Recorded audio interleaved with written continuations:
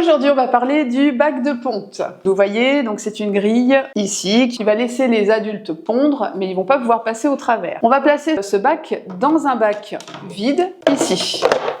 On va ensuite pouvoir y installer du substrat, donc 250 grammes. On met le substrat.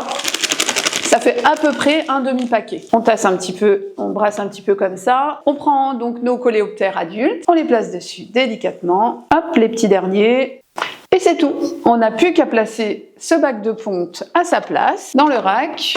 Et on va laisser comme ça pendant 15 jours. Moi, je préconise 15 jours, mais on peut aussi faire une semaine si on veut qu'il y ait des larves plus calibrées. On a laissé pondre nos coléoptères pendant une semaine ou 15 jours. Et donc, on va pouvoir ici les sortir. C'est l'heure de les changer de bac. Donc, je vais utiliser les réhausseurs qui sont ici. Et je vais les placer de chaque côté.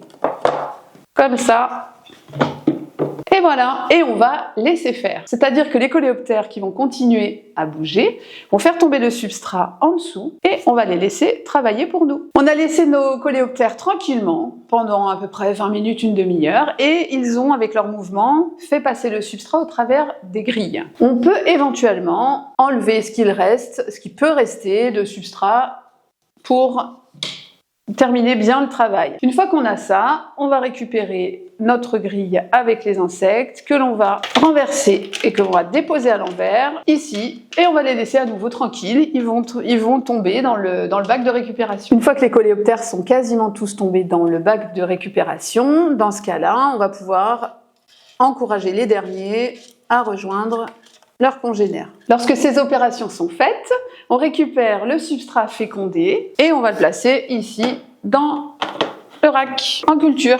Par ailleurs, on va venir ici dans le bac des coléoptères pour pouvoir extraire tous les morts qu'il peut y avoir. Donc c'est normal qu'il y ait des morts. Comme c'est un renouvellement, il y a forcément toujours un pourcentage de morts dans vos coléoptères. Pour que votre élevage soit bien sain, c'est important de les enlever. Les coléoptères morts, on les reconnaît parce qu'ils sont bien plus légers, ils sont secs en quelque sorte, et ils ont les pattes comme ça, toutes recroquevillées. L'utilisation du bac de ponte a un double avantage.